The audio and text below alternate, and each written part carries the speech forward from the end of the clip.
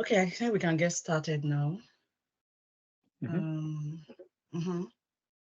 It's already 4:59. We have 11 people here, but I do believe more people are going to be joining us as we proceed. So, hi everyone. My name is Fumi, and I'm here from Martin's Books. Today we have with us authors of Half Century Baby, um, David Parsons and Mas Bongo. Bangsø. Oh, God. So yeah, thank you. Well, thank you. So Welcome. I'm sure everybody's yeah. So we're going to be talking with David and Matt today, and we do have a section where you can ask questions. So if you've got any questions on the books, on the illustration, on the operational history, you can drop your questions in the chat as the presentation is going on, and they'll be happy to take up the questions at the end of it. So let's just get started. We have more people that will be joining us as we proceed. Yeah, Okay. Yep. let's go. I would have just talked about the book right now. So I'm sure most of us are familiar with Half Century Baby already and the history behind it. And um, this book by Matt and David just goes deeper into, the entire operational history from the prototype concept to development to the retirement. And we also have like hundreds of color photography from the amazing Matt here. We have illustrations. We have the helmet illustrations in the pages too. And so this is a brief bio of the authors. Dave here is actually a veteran Tomcat RIO, and he has seen combat in various conflicts. And Mads is a celebrated aviation artist with expertise in hand-drawn illustrations, 2D and 3D based applications, as well as CG animations. So we're just going to go through each decade. We'll try as much as possible to cover each decade of the operational history. And like I said, if you have any questions as we go on, feel free to drop the questions in the chat box. So David, obviously you have a lot of history with the Tomcat itself, and which served as inspiration when you started working on this book. So can you just discuss briefly what the experience was like for you, reminiscing with the former crew members and the operators who contributed their stories? Well, it's interesting you asked that question because I see Terry Daly is out there. Hey, Terry. Um, on Tuesday, he and I went to join a bunch of alumni um, that were even older than us. And we were like young geezers, they were old geezers. And there was nothing but stories told. And this book has really been fun for me. It's really was a labor of love, I think, for Maz as well. To be able to talk, because it wasn't just me, he was talking to people too. And just to hear their stories and bring them to life and then put his illustrations with them, because we tried whenever we could, if somebody could tell us that, well, this story meant a lot to me, but I was flying this jet, then Maz would research it and with the author, and then we try to put the bureau number and the modex on the right airplane with the right markings and the right time frame, which I think sets this book kind of apart than anything else that anybody's ever yet attempted. But it's always been great for me because I did another book back in 2005. So it's been almost 20 years. And some of those stories that I collected back 20 years ago made their way in this because people gave me so much that that book was just little snippets. And so I had saved a lot of this and I used that as the core that I shared with Maz. And then we just started collecting more. And then when I developed the framework for the decades concept, then we would go look for people that I knew, because the community, we all know the big stories. There's a lot of stories that came to light that we were unaware of, but to fill in the gaps, to tell the story of the airplane itself. So to answer your question, it really was um, a labor of love, and it kept me back in the community that is really, really tight. Maz, you have All everything? right. Yeah, Yeah. yeah, absolutely. I agree with everything you say, and I was well. Yeah, when did we start working on the book? Is that 2 years ago or something? Well, And we did some posters to tell everybody. We did some posters oh using yeah, Maz, really made some breakthroughs in doing 3D depictions of Tomcats, and we experimented with one of my missions, and that was right around as COVID hit. We couldn't do the Tomcat 50th, and I said, well, what can we do?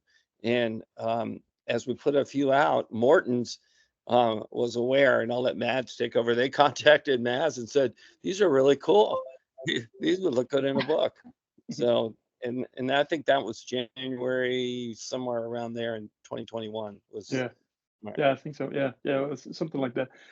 Yeah, and then we pretty much, well, at least I was quite surprised how willing people were to share their stories and everything. So the text bits were quite rapidly filling out the spaces in the book, and then it was just a matter of getting some photos and some illustrations in there. So yeah, um, it was it was a fun process. Yeah. Mhm.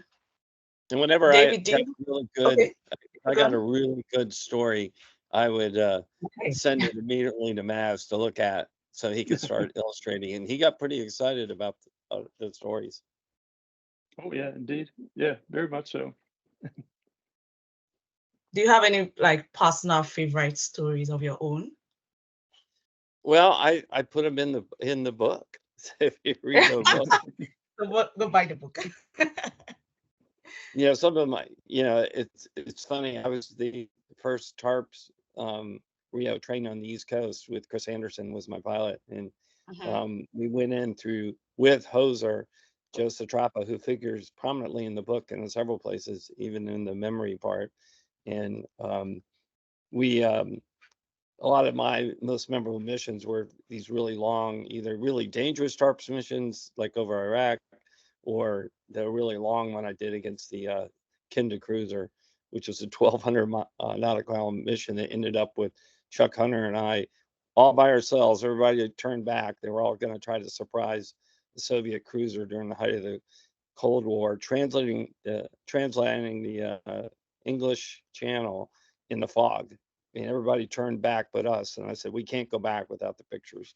So we kind of hung it out there as a couple of young lieutenants, but we found it, and it was pretty memorable when we showed up over this cruiser, and they were all at quarters, all in their whites on the back of the ship with an admiral talking to them, and we came raging over an afterburner and kind of got their attention. And the next pass we made over them, they were all running to battle stations, but we were just laughing. You're a little too late, because by the time they got their weapon systems up and they locked onto us with the radar, we were climbing away. And it was several hours back to the USS America, which was north of Scotland at the time. So we flew the whole length of the United Kingdom, trying to get home and not run out of gas. That sounds amazing. Matt, obviously you did a Mhm. lot of illustrations throughout the pages. Yeah. Can you share with us like what were some of the key considerations you had to keep in mind while designing them based on historical photographs?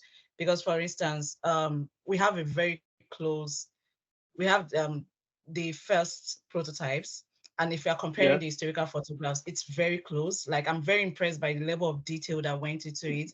So what were the key considerations you looked at when you were comparing them based on the photographs? Well, yeah, especially the first one. There's not a lot of pictures of it because I believe it's Mhm. crashed on the first flight. So well, I mean, what I pretty much do is this is all 3D computer graphics. So the model you see on the screen right now, and the model that's on the cover here is actually pretty much the same model that I used, and it's a matter of projection, which side I want Mhm. to view the model from, and then it's just adding different colors to it. And then of course in this case there is some structural differences as well that I need to take into account, and it can be difficult to get them all right, and I'm not sure I got them all right, but for the prototype, I mean, with the limited amount of photos that's around, I mean, I did the best I could, and yeah, and the result is right there. So I'm pretty happy with it, but I'm sure there's someone who can spot an error here or there. I would be surprised if there wasn't. Okay, thank you so much, Matt. No David, worries. can you like briefly talk about, we're getting into the more technical bits now, but would you be able to talk about how the variable sweep wing design impacted the aircraft's performance and versatility? Well, it's kind of interesting because this has been coming up a lot lately. There's a lot of debates on, or maybe discussions is a better term, on Facebook and elsewhere about did you really need to fly that fast? Because the swing wing allows you to have a really slow approach speed, which is really important on the aircraft carrier, coming in around 125 knots for such a big, heavy airplane that can go so fast. A delta wing airplane, does not land slow. It's way up there. So, but it needs to have the wings back in the delta wing configuration to be able to go fast. But it's one thing that I discovered when I got into the community in 1981 that flying around fast is not something we did. The whole, if you talk about the wings, I think you need to talk about the intakes and talk about the Six Phoenix, which is a whole nother story in itself. But they really thought that they needed to defend the aircraft carrier against the Soviet threat in the height of the Cold War, which was all these bombers with all these air-to-surface missiles. So they needed something that could get out there way at least 200 miles away from the carrier. Later, we went even further, but 200 miles was the standard to intercept the Soviets. And then we had a missile that could go out another 100 miles from that if everything was optimum. And in that case, they sort of brought forward a legacy at the end of the 50s, early 60s. The Phantom was designed to be a Mach 2 fighter. We have Terry Daly on here. He can talk about the Phantom because he flew it a lot. But there was this love affair with dash speed, and the Tomcat was designed to be able to do Mach 2.4 or better. And a lot of people didn't realize, yeah, we could do that, but we were going to run out of gas pretty quick. And you wouldn't do it for very long. But if you're protecting the carrier, there was still need to be able to launch a deck launch interceptor or a DLI to get out there. But with the tactics that evolved because of the swing wings, we could fly around. And it was kind of a surprise to me that I spent most of my career flying off the carrier, flying about 220 knots with the wings fully forward. And we called that hanging on the blades. We were literally throttled back. As I can see Terry nodding his head. You had the throttles as far back as you could bring them and still fly. And you only wanted to burn 1,100 pounds every 15 minutes of fuel. And you would build a fuel ladder on your knee board. And it was all about staying aloft as long as you could, and then they would bring you gas if you needed gas. But it was all about flying low, as slow as possible, and being a launch platform, not a fast interceptor. But the swing wing also allowed you to, go fast, and in the air combat maneuvering arena, the wings could come forward. You had slats and flaps that you could use to be able to turn tight for an airplane this big. That I ran into several people, including the F-16 pilot. It was like, do you know how big your airplane looks when you're getting gunned? I said, no. He goes, it really is an eye-watering experience when they think they can take on the Tomcat, and the Tomcat ends up clawing them to pieces in the ACM. And that's part of the operational thing. And I mentioned that the intakes also they had all these ramps inside, fairly complex set of ramps that had to articulate in order to bring the air down to a subsonic speed against the compressor face. So you had to be careful. And later this is what came up on Facebook recently, is people were talking about, well, you only could go 1.88. Like, no, we could go faster, but they weren't sure about the ramps. And if a ramp sucked down or you lost an engine, if you're going faster than that, they didn't think there was enough rudder authority to be able to correct the airplane. The SR-71 had big problems at speed if it lost one of its shock cones. And so they were, I remember they restricted us. I was still in the RAG when they came down and said, don't go flying faster than 1.88. But I mean, doesn't mean people didn't do it, but you would probably get nailed if you did and something happened.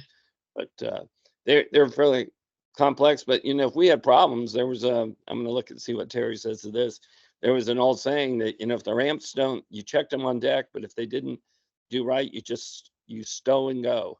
You just stowed them, and then you just took off, and they were just all the way open, so they'll let all the air in the intake, and you just remembered that, right, Terry?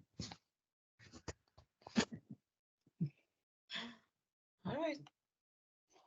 Thanks, David. So I'm curious now, what operational challenges, obviously we're entering into the second decade now. So what operational challenges would you say were most crucial when you know, they were trying to integrate TARPS on the F-14s? Well, you know, it's kind of, there's several ironies in the history of the Tomcat to my mind.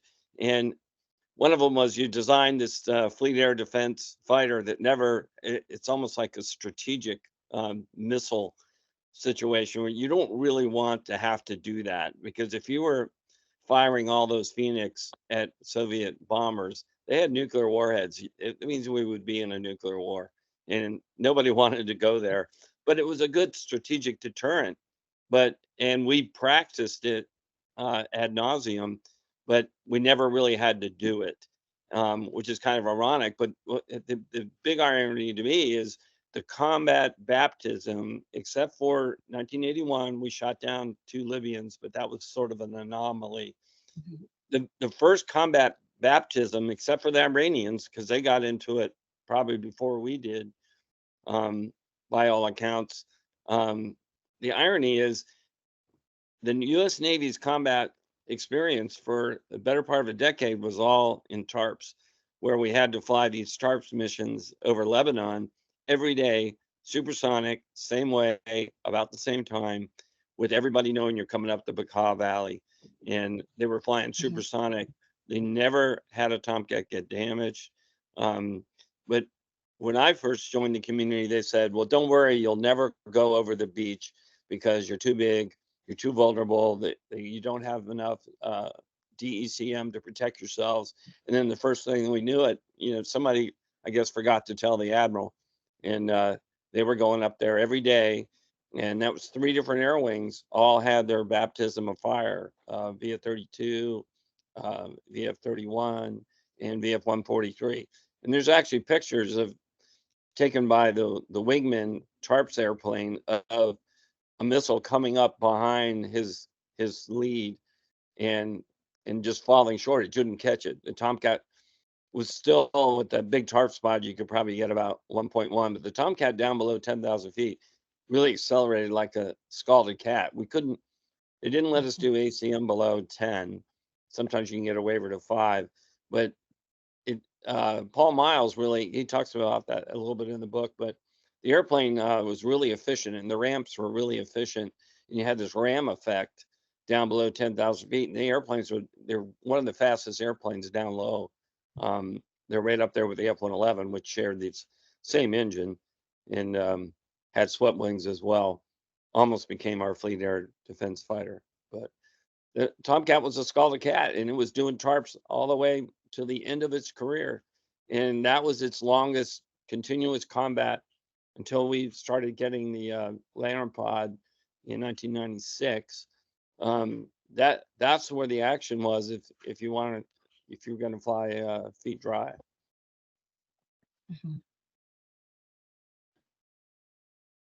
That's interesting. Thank you, David.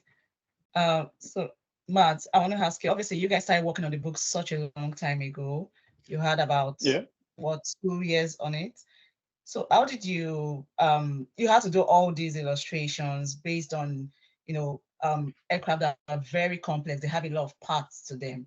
So were there any instances where you had to like revise or refine your design based on feedback or new information? That must have been challenging. Yeah, more than often. I mean, that happens a lot. And I mean, things like Facebook is a great place for getting feedback. So I would occasionally show some of my drawings, and I would get feedback, and some of the feedback was very useful. And remember we had the this and that antenna on, or don't forget the this and that marking or whatever. So yeah, that happens all the time. I mean, you can probably go on refining the drawings as much as you can, and some of them are pretty easy, because the Jolly Rogers, as you have on this screen right now, there's like thousands of photos of those aircraft. But some of the other ones, like you had before, the Iranian ones, well, sometimes you had to do a little bit of guessing here and there to get it right. But the main challenges in doing these drawings, I believe, is getting the illustration to look authentic.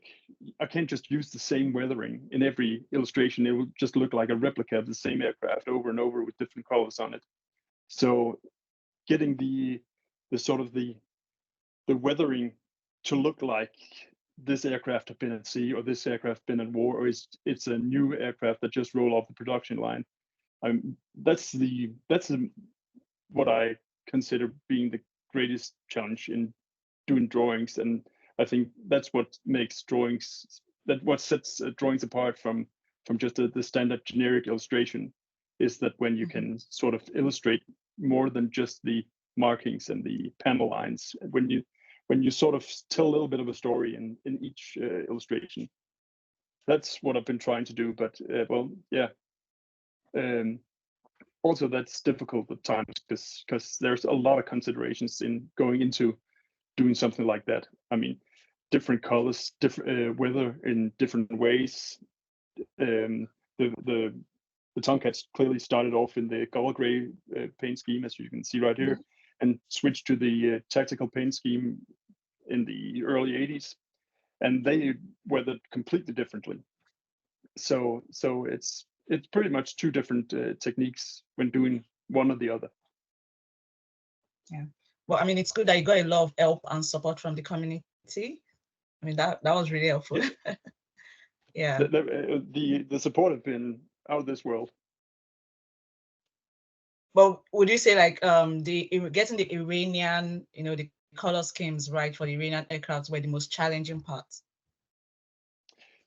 It was challenging in some ways, because when you got the gold gray paint scheme down, I mean, it wasn't too difficult to replicate it. But when they started being these intricate camouflage schemes, it was more challenging. But I think the one that was the most challenging was the Top Gun one we had with the blue on blue camo scheme, sort of this splinter camo scheme. It took me a long time to get that right, and that was very difficult to get all the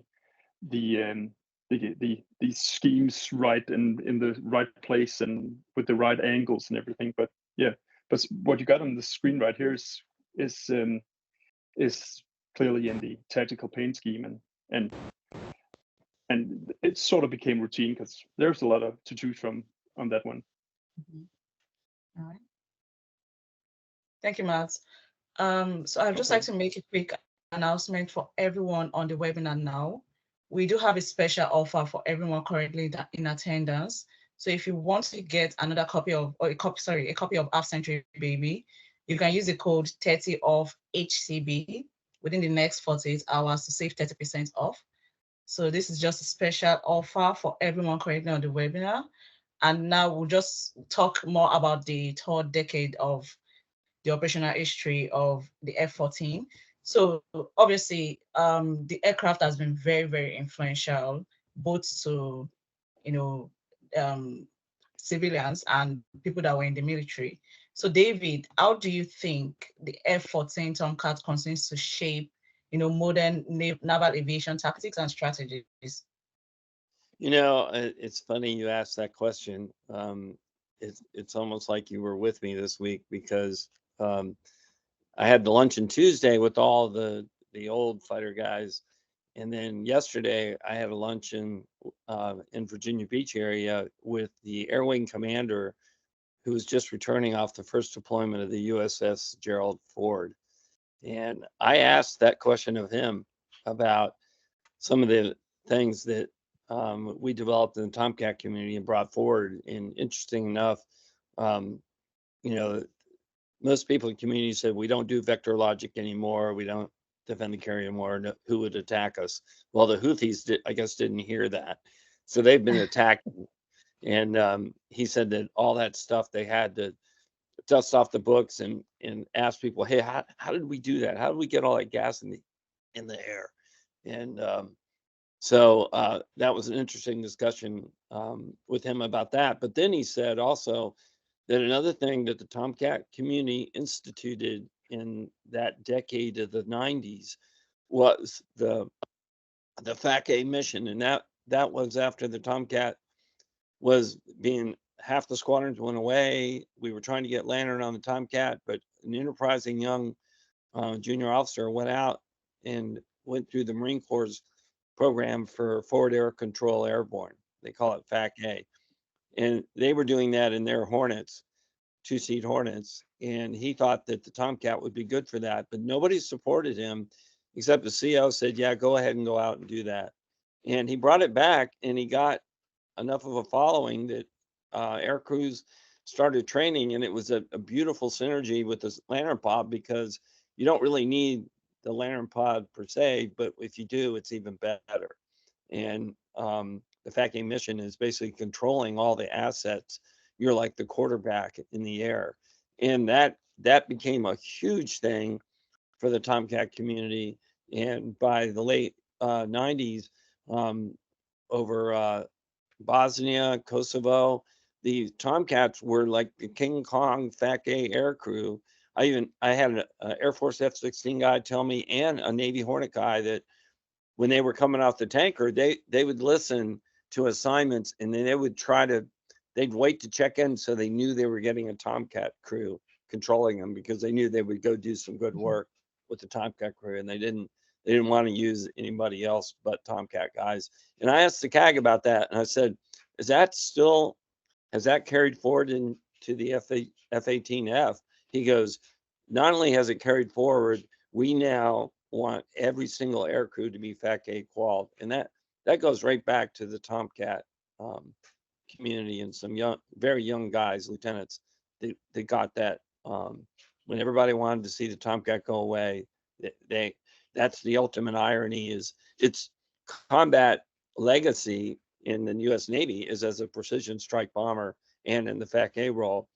Whereas you go to Iran, they think it's a King Kong air-to-air fighter, and they've got arguably over 100 kills that people are trying to document, but they know that it's close to 100, if not considerably more. And they've got multiple aces in the airplane. And they thought nothing of going out in a single Tomcat and taking on as many Iraqis as are there. They just go right at them. And there's the famous saying in that war between Iran and Iraq that they would say, Tomcat, yalla yalla, meaning Tomcat, run, because he's coming after you. All right, thank you, David. So I'm going to talk to Matt now. Obviously, I think it's safe to say that for every artist, you do bring a certain style or a certain artistic expression that is personal to you into your work. So how did you balance the need for realism with your own creative vision when working on the illustrations? Well, I mean, for the illustrations you got right here, the profile illustrations, I consider that most of all just an illustration. So there is really no artistic liberties taken as you most likely would if you were doing art. For the 3D pieces, that's the cover, or there is a couple more in there. I mean, that's more like what I would consider art. You had to consider composition and lights and whatnot. So if your question is about the illustrations, I mean, there's literally no real artistic consideration going into it. It's more like just an illustration, just to show what the aircraft look like. And as I was talking about a little earlier, there's a little bit in the weathering, but that's about it, I would say. Yeah. All right. Yeah, thank you so much, guys. Obviously we have a time limit here, and there is so much to talk about if we really want to get into it. But this was just, just a way to just have more insights from Mads and David directly. And that's why we open the floor to allow people to ask questions if they've got any questions available. So we have got a couple of questions here, if you guys can see the chat. So Jonathan Minter is asking, David, I'm a big fan of the colorful CAG schemes worn by the F-14 in the 70s and 80s. Do you have a particular favorite CAG bird scheme? Well, my favorite's got to be, although I will say, the movie Final Countdown came out when I was still in flight school, and I wanted to be Jolly Roger, but when I got to Oceana, Jolly Rogers had already gotten all their new guys and they were off and running deployment.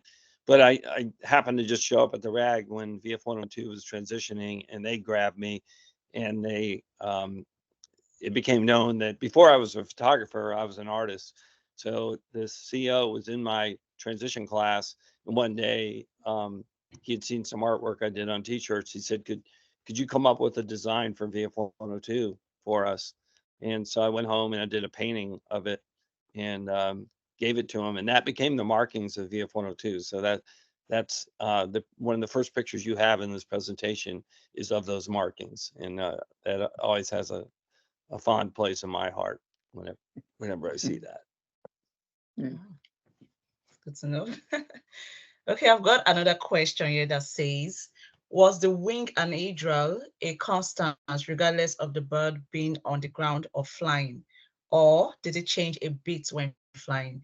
I suppose the anhedral was always present in all cases. I like that. Hey, Terry, do you want to answer that?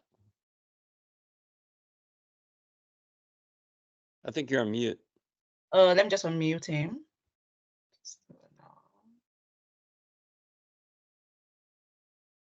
I see his lips moving, but yeah, it just has.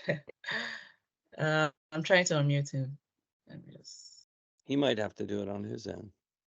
Oh yeah, he has to do it on his own actually. Terry, can you unmute yourself?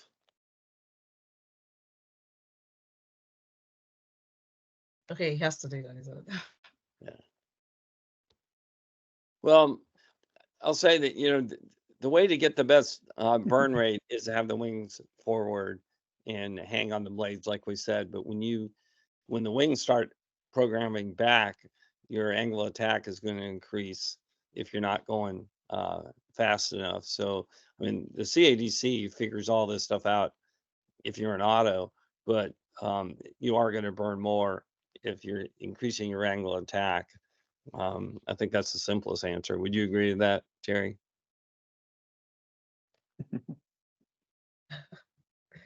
mean, a lot of times, and I know because I would ask guys to, it makes for a better picture with the wings back, but you're really not going at the speed to support it. You have to be careful if you take that picture because the airplane ends up being cocked up a little bit, and then the horizontal stabs are digging in to hold on to it. So I was always thinking about that from a photography standpoint. But most of the time, I mean, the majority of all my hops, and when you're flying off the boat, you're watching your fuel, and you're trying to save your fuel, even if you're not defending a carrier. You're trying to save it so you can do some fighting at the end, and you're looking at that fuel ladder constantly. It's set up for every 15 minutes to see, well, how much fuel do I have left, and you're also listening to make sure the ship's going to be ready at the time you thought you were going to come back. So you always want gas. And the only time I never had to worry about gas was during Desert Storm and Desert Shield, when the Air Force, and it was funny because the CAG yesterday was saying, hey, something we still do is we like, he calls it big wing tanking. He says we don't want to use the Super Hornets to tank ourselves. You know, he said we'd have to use up to 7 of our 44 airplanes then if we do that. So we always try to set up big wing tanking. So the Air Force has been amenable, I guess, enough to continue to provide gas in the air, because they can provide exponentially more gas. And it allows us a lot more flexibility to fly at a tactical airspeed. Otherwise, we're just hanging on the blades. Okay. And the next question now, we've got, okay, this is a long one. How much did the RIO's task change between the F-14AB and the more modern F-14D, moving from the AWG-9 to APG-71? Following up on the fuel burn rate, how much did that change between the TF-30 versus the GE F-110? Well, I'll take the first question about the Rio. I'm not sure I'm the right person to answer that, because I never got to find the D. I always thought I would, and I kind of put it off, and then it didn't happen, and then they shut everything down. But I was intimately involved in the Lantern project, so I was in the squadrons all the time, and I was always curious about the D's back cockpit. And my friends that I'd flown with said it was really a challenge to make the back cockpit work, because they basically just threw all that stuff back there. Didn't have an integrated concept like the F-15E Strike Eagle. That a lot of the things were not integrated, and you just basically had to make it work. And there was a lot of information, and it was hard to. He said, one guy said it was hard to be a good Rio in the F-14. You really had to work at it. And but it had a lot of good stuff. It was a lot better radar. It had Link 16.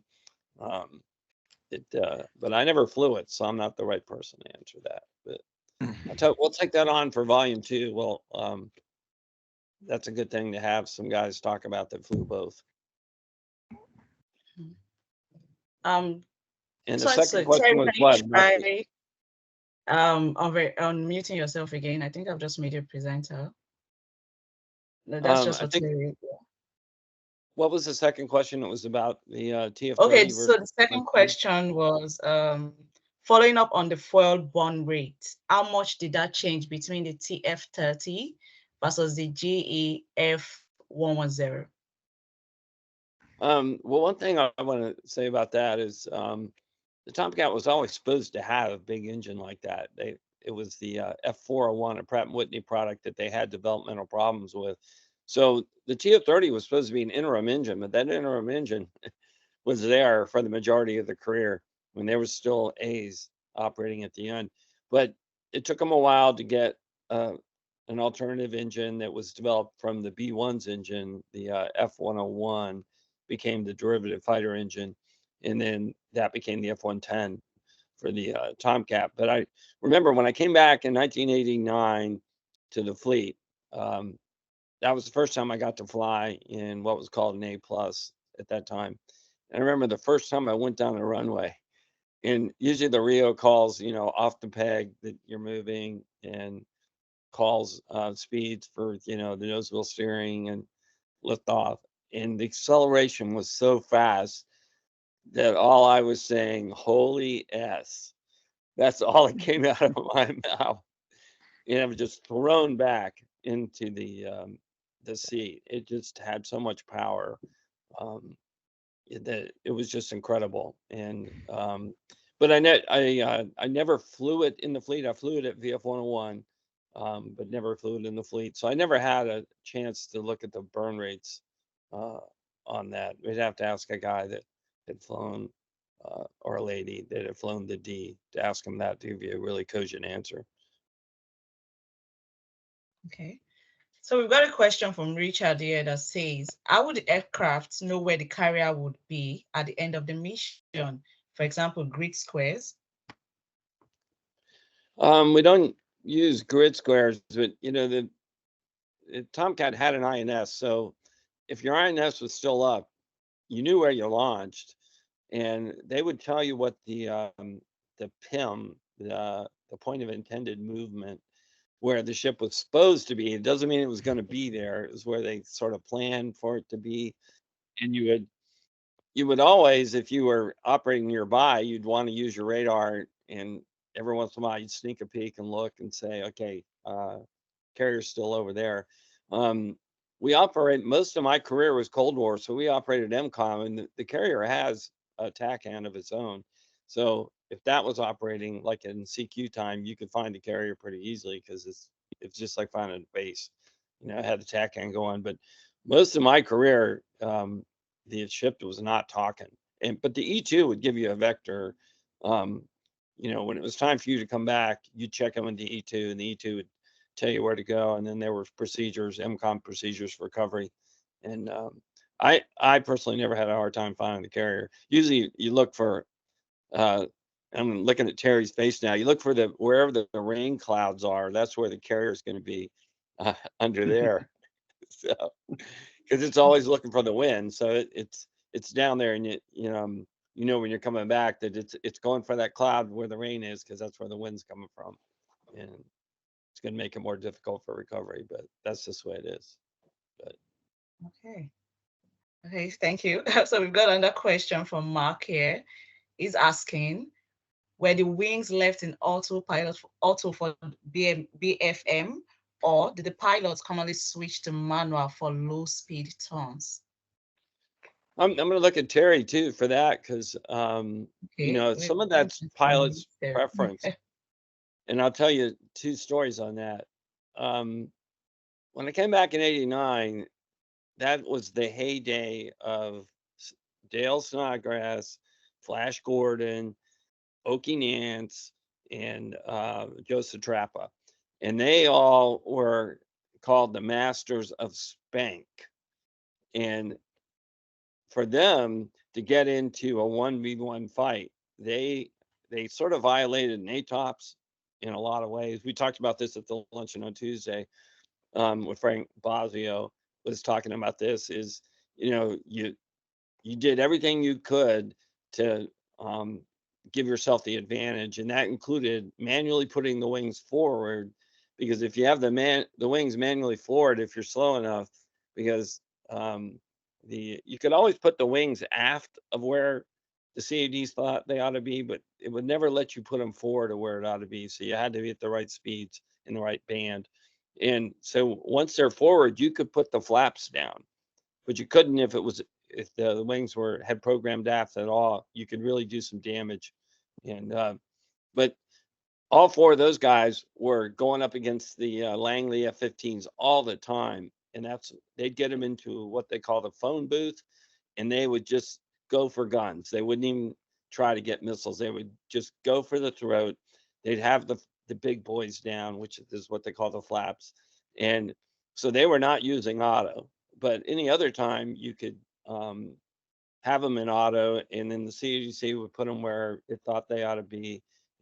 But there was also an issue with the Tomcat, the flaps and the slats. The slats themselves, the little torque tubes, were so small at the outer part of the wing that if you reversed it, they could torsionally twist and break. And now you had partial flap slats, and there weren't enough parts in the system. A lot of COs would tell the Rios to pull that circuit breaker before they fought. There was a little controversy about that, but that was a problem. If you couldn't get the parts, the airplane would be down for indefinite time. So I wish Terry could talk, because he could probably add a little bit to that. Yeah, so. I'm trying to unmute him. Okay, let's just go to the next question from now. Okay, someone has complimented, I actually really love the pics of the cats with the wings fully forward. So thank you very much. I'm going to say thank you to Matt for that. Okay, and we just have a lot of agreement. People were agreeing that the Tomcat looks really good in all postures with the wings fully forward.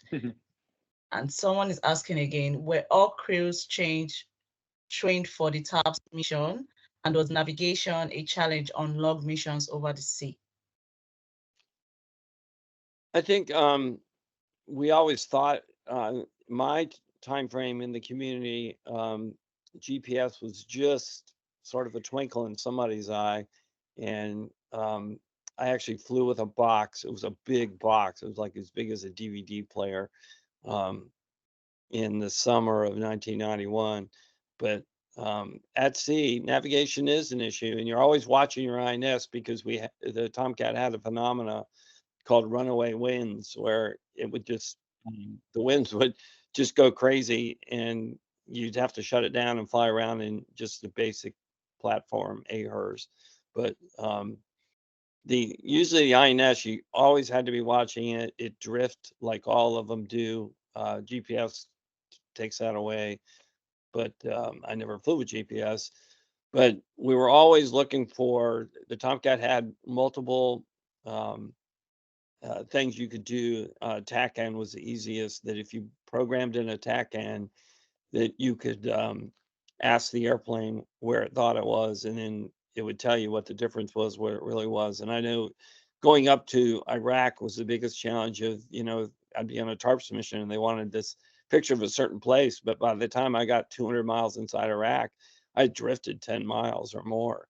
And so as long as possible, as long as I was in TACAN range of TACANs inside Saudi Arabia, that I was updating the TACAN. It was funny, when we were off Libya in 1986, we were using Libyan TACANs to, they probably didn't know that, to keep our stations. We were updating. It was just something you checked all the time to see where you were. There were some other ways to update it, but they weren't as accurate. You could do it off a land fix, but that was kind of hard. You have to have, the Tomcat really doesn't have an air-to-ground radar, but you could fly over a point, a known point, and you could update that way. But the best way was the TACAN, to my mind. But it was a challenge.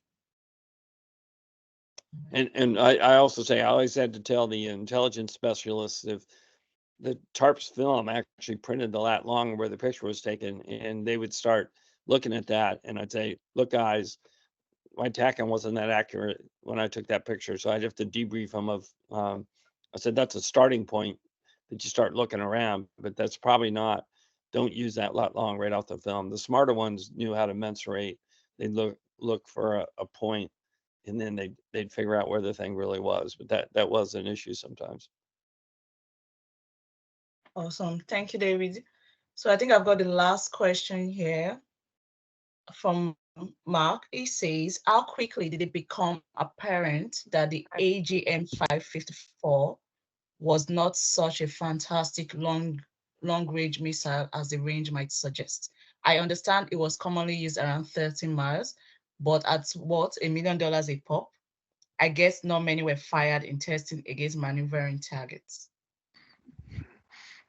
I wouldn't totally agree that was the case. The missile was designed, it could go 100 miles, but to do that, the target had to be coming at you really fast and straight at you. If you wanted a probability of kill, and what we developed in the early 80s is what we called the optimum range, or R-opt. It would be in, what we really wanted to do is fire a missile that no matter what the target did, the missile would still impact it. And that's what brought us down to the closer ranges, because this is not a phenomenon of Phoenix. My last job in the Pentagon was the air-to-air missile requirement officer, so I'm familiar with all the missiles. And there were multiple AMRAAMs fired in 93 against Iraqis. All the Iraqis did was turn 10 degrees and the missiles went to the dirt, because what most computers do, depending on how it's set up, whether it's a pure pursuit or an intercept lead pursuit, the missiles are flying way out and far because of the speeds involved in the missile and the speeds of the two aircraft. It's flying way out there to a point of space where it expects to interrupt it. And there's a lot of people that know, and there's tactics that if you keep changing your known position, you're going to make the missile do all these octaflugelons. So, and Terry just added, he figured out how to do this. And I was going to mention this. The ultimate thing that brought the ranges down, and the reason we weren't able to use Phoenix, is the ROE, and the ROE was you had to know, you had to know, and the Air Force was the one that wrote the ROE, and they basically wrote it for their airplanes. But I will say, once I got into what the F-15 was all about, when I was the Navy's air-to-air missile officer, all the missiles were joint, and I had to work with the Air Force. They really had an optimized cockpit, and they had several ways of determining who they're firing at. And I can tell you, being a RIO, looking at the radar, flying into Iraq during Desert Storm was like driving on the Beltway at rush hour in Washington, D.C. There were so many airplanes coming and going, and they were so worried about blue on blue that you had to have two ways to identify that either that it was hostile, and even if someone told you it was. And we didn't have that in the Tomcat. We only had the ability to verify that it was a friend. So it was a don't shoot thing. And because I locked up an airplane once, and I think it was an F-117, because it was real close. All of a sudden, he's right there in the right band where they told us they operate, and I interrogated him, and he came back as a friend. So I broke the lock, and some shadow flew over me, and I think it was a F-117 going home.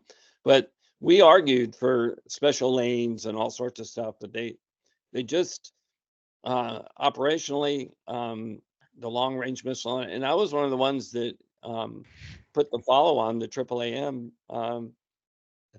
canceled it, because we never were going to get the ROE or the situation where without a VID, like Terry says, a visual ID, you can't shoot. And most of the, I went through ad nauseum all the Air Force engagements with my Air Force counterparts of what's wrong, what do we need to do, and I engaged both the Air Force Fighter Weapons School and the Navy's Fighter Weapons School, and we met out at Nellis, and we talked about, what do we want, longer range missiles or faster missiles? And they came back and said, we want a faster missile that inside 30 miles, we're going to get them before they get us, because the Soviets had brought out the AA-10 Chuck, as we called it, AA-10C, and the AA-12, which were, even if we fired first, their missile would hit us. And so it was basically a mutually assured destruction kind of scenario. Or if they tap you and your radar stops supporting your missile, they go home free. So the fight became 30 miles in, not long range. The whole long range thing was something when bombers who aren't very maneuverable that be out there, you knew they'd be there.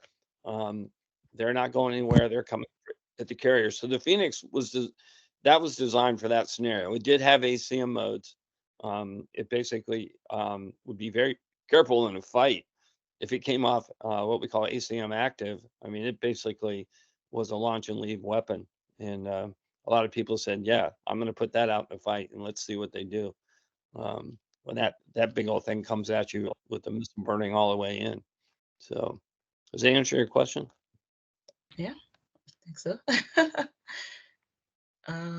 Sorry, I'm trying to get to unmute Terry, but in the meantime, we will just pick up the next question. Did you have a visual sight or anything to possibly identify targets at long ranges like 100 miles? There's no way visually you can see that far, and you might see a contrail. I actually, in the North Sea, there was a bear coming in, and I locked him up. Well, you're not supposed to lock them up, but I did just to see if it would work. And then I broke the lock just to see. I wanted to get a range and altitude, because in track wall scan, it's not that accurate. So we would just sort of just tickle them a little bit. And but that gave my pilot a diamond in the HUD so he could look. And he says, tally. I said, no way. He had good eyes, but he said, I see a contrail. And because they were way up high, two of them conning. And I think Terry wants to say something. Yeah. Hey. Can you hear me now? Yeah. Yep. Okay. No, I was just I was just reacting. Someone sent the how to do it by hitting Control Shift M. So yeah. I didn't have anything to add to this other than the VID thing, and that was I never flew in the war zones. I was before that time, but when we did the ACMR range and we were engaging just for air combat maneuvering training, it was you actually had to be able to VID the target, and I was flying first generation F-14Bs, and what we did is we mounted gun sights on the glare shield and bore sighted them through the HUD. So if we got a lockup with the diamond, we would put the bore sight on the diamond and look through the telescope, and we were able to identify an F5 or an A4 at 10 plus miles with our naked eye. But as far as I knew, in terms of our training, we could launch the Phoenix beyond visual range, except for the fact that you had to know what you were shooting at. So that was a kind of a challenge. Okay. Okay, we have a question for both Terry and David here. It's asking, would pilot Terry Daly or RIO David Parsons consider tutoring DCS pilots on the 8+ simulations F-14AB? You have to remember that my last flight was in F-14 159610, which is on display at the Udvar Hazy Center out by Dulles Airport. That was on April 9th of 1982, so I'm not exactly current. You broke up a little bit, so I didn't get the question from me. Okay. I have a question that says, would you or Terry consider tutoring DCS pilots on the 8+ simulations F-14AB? Oh, okay. I was just up at Ward Carroll's house a few weeks ago, and he's got the full-blown cockpit. The first thing I'll say is it's amazing. It really, really looks good. But I know I don't want to steal away from my good friend of over 40 years is Dave Baronic, and I know he is doing that with, I think, is it Aaron? Are you out there from Australia? I know he did a whole a video episode on that.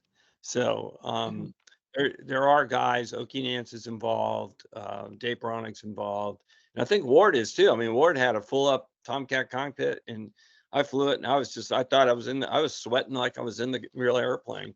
It was pretty neat. But what I'll say is I'm not sure we have the time, because Matt and I have decided to embark on a volume 2 of this book and start telling the story of the maintainers, telling the story of the Air Force tankers, everybody that supported the Tomcat. So it will be a volume 2, and we're going to have it out by Christmas. We learned a lot about this last year about delays and shipping and things like that. But Morton's was really good to us, and we can't thank Morton's enough. And good to hear. Agree. Another 250 pages, and we've already got most of the stories in the door already. They're really, really impressive. We're trying to blend the maintenance and the flying scenes. But for those of you who are interested, go to page 84 in the first volume and read Life in the Red Rippers. I had a hand in that. Yeah, in fact, we're trying to talk to Morton's about making sure Terry's name, somehow his name fell on the cutting room floor, and it merged into the next narrative about Ripper Man, but all the stuff about what it's like to be a Red Ripper, which is right up there, just as legendary, and even more, has a longer legacy than the Jolly Rogers. Superseded only by the Top Hatters. All right, thank you so much, guys. Thanks so much for the question. So like they said, we have a part 2 coming up, so just look out for that. We'll share more information in the coming weeks. And before we go, I'm looking at some of the squadron helmet markings here. Mads, if you don't mind, can you just take us briefly through, like, your design process of getting these illustrations just right? Well, and the process is pretty much the same as I did with the drawings of the aircraft. I modeled the helmet and the visor and the oxygen mask and the straps and whatnot into a 3D model, and then you sort of like project the helmet, the curved 3D helmet onto a 2D surface, and then you add the markings. So that's pretty much what I did here. The main challenge with this was to get some reference for every squadron's helmet markings, because some came so late they had used the HTU 55, I believe it was called, so which didn't have a lot of markings on it. So some of them were pretty hard to come by. VF 191 and 94 was very difficult, but again, the community was extremely helpful and provided us with all sorts of photos and whatnot. So we were able to come up with this one helmet per squadron, and it was a fun challenge. And we all, Maz, we all ought to mention Mark Koch, and there's a collector. I think he's in Germany, right? Yeah. And yeah, that's right. He had a lot of these helmets. I mean, he is a serious collector. There's a few of them out there, but you know, when I couldn't find them and Maz couldn't find them, we went to him, and he always came through for us. And a lot of the question came up earlier, and I wanted to give a shout out also to David F. Brown and Mark Crutch, who, when we were searching for a particular bureau number and markings in a time period, those guys always came through for us, either with the picture or the information. And there's something about the Tomcat. There's just a lot of people out there that may not have been part of the community, but they're part of the community now because they really document this stuff. And I don't know any other airplane you can find this kind of information about. I mean, if we were to count all the people who have a little part in this book, I mean, we will get it well into the 40s and 50s. I mean, there's a lot of people who have answered just one or two questions or provided one or two photos, and yeah, some of them are, yeah. It's been a tremendously great process, and I guess that's why we're doing another one, isn't it, David? Yes. Okay, so we've just got one more last question here. And Richard is asking, did you have flying limitations with the early engines? With the what engines? The early engines, the first set of engines. Oh, I'll turn to Terry in a second, but you know, we used to say that in the F-14A, you flew the engines, and then when the F-110 came out, you flew the airplane, because it was a standard call for the Rio to the pilot when you're passing 30,000 feet, just to say 30,000, because you weren't supposed to touch the throttles, right, Terry? Because if you touch the throttles, either way, your engine would cough. You really did have to be careful about that and stay aware. In the early days, I was still an F4 guy, but the early Tomcats were throwing compressor blades. At one point, I think they actually armored the airplane around the engine to keep the compressor blades from cutting through a variety of systems and things. So it was prone to stall at high angle of attack airborne. So you really couldn't be jerking the throttles around. The difference between the F4 and the F-14 was, the F4 had turbojets, and when you wanted power, it gave it to you. But with the fan jet and the F-14, you really had to become sensitive to the delay in power when you moved the throttle forward. It was particularly annoying in the landing pattern at the ship at night. So it was nice you came aboard 124 knots. The Phantom came aboard about 142, but that meant you had a lot more time on glide path to screw it up. So.